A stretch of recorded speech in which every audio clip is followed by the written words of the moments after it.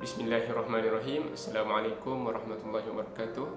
Bersama saya sekali lagi Arham American dalam siri Kewangan Islam bersama Dean Studios. Jadi dalam siri yang sebelum ini kita dah lihat bagaimana sejarah bermulanya industri kewangan Islam di Malaysia, yang bermula dengan penubuhan tabung haji yang kemudian menjadi pencetus kepada penubuhan Bank Islam Malaysia Berhad dan kemudian penubuhan Syarikat Takaful Malaysia Berhad pada tahun 1983 dan juga tahun 1984. Kemudian hari ini insya-Allah kita akan bincangkan bagaimana Perbankan Islam memastikan segala operasi dan juga transaksi kewangan mereka berlaku dengan cara yang patuh syariah. Jadi di Malaysia ada 4 cara yang dilaksanakan bagi memastikan setiap bank mengikut lunas ataupun panduan-panduan dalam syariah. Yang pertamanya adalah melalui undang-undang, dan ini dikawal selia oleh pihak Bank Negara Malaysia sebagai pengawal selia industri kewangan di Malaysia, di mana ia bermula dengan satu garis panduan yang dikeluarkan, iaitu yang dinamakan sebagai Skim Perbankan Tanpa Faedah, yang kemudian ditukar nama kepada Skim Perbankan Islam, di mana di dalam garis panduan ini ia menjadi panduan kepada bank-bank yang ingin menawarkan produk-produk yang patuh syariah.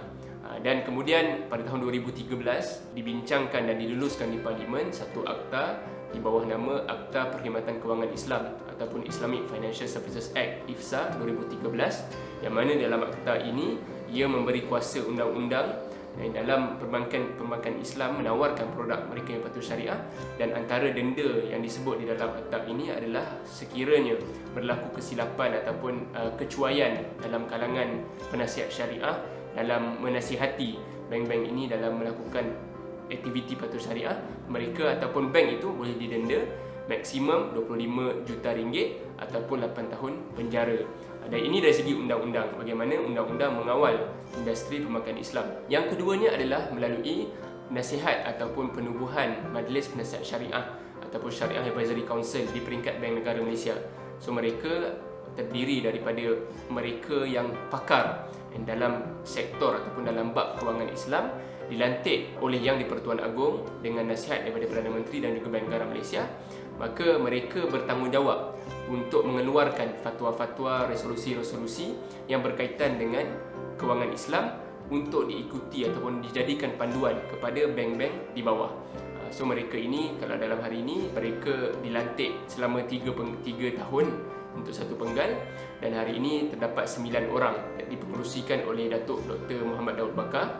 Kemudian ahli-ahlinya terdiri daripada mereka yang pakar, antaranya Profesor Dr. Ashraf Hashim, Ustaz Burhan, dan Dr. Engku Robiah, dan juga Timbalan Mufti Selangor Dr. Anha Opir. So mereka antara 9 orang anggota Majlis Penasihat Syariah Bank Negara Malaysia. Kemudian yang ketiga adalah adanya penasihat syariah di peringkat bank-bank masing-masing. So dalam garis panduan ataupun dalam apa yang diminta oleh Bank Negara Malaysia, setiap bank yang menawarkan khidmat patuh syariah perlu mempunyai komposisi 3 ataupun lebih, 3, 5 ataupun lebih ahli penasihat syariah, yang mana peranan mereka adalah memastikan bahawa setiap aktiviti dan juga transaksi kewangan yang berlaku dalam bank masing-masing mengikut lunas ataupun mengikut panduan syariah. Dan mereka juga dilantik dengan kelulusan daripada pihak Bank Negara Malaysia untuk memastikan segala transaksi patuh syariah. Dan kemudian akhir sekali yang keempat adalah adanya peranan pegawai-pegawai pematuhan syariah seperti saya sendiri. Tugas kami adalah memastikan mesyuarat-mesyuarat penasihat syariah berlaku, dan dalam mesyuarat-mesyuarat ini kami akan membentangkan laporan-laporan segala aktiviti yang berlaku dalam bank dan juga segala kelulusan-kelulusan aktiviti pelaburan dan sebagainya untuk diberikan kelulusan oleh penasihat syariah. So peranan kami adalah memastikan segala apa yang diminta oleh penasihat syariah untuk dilaksanakan oleh bank itu berlaku di pihak bank masing-masing. Dan itulah antara 4 mekanisme bagaimana industri perbankan Islam ini dikawal dan juga dijaga supaya mereka tidak melakukan perkara yang bercanggah dengan benda yang tidak diizinkan oleh Allah Subhanahu Wa Taala. Jadi semoga dengan penerangan ringkas ini memberikan sedikit gambaran kepada kita bagaimana industri kewangan Islam kita di Malaysia dikawal selia dengan begitu baik. Jadi teruskan bersama dengan Dean Studios untuk kita mengikuti perbincangan-perbincangan yang menarik dalam industri kewangan Islam. Jadi sekian, wabillahi taufiq wa hidayah. Assalamualaikum warahmatullahi wabarakatuh.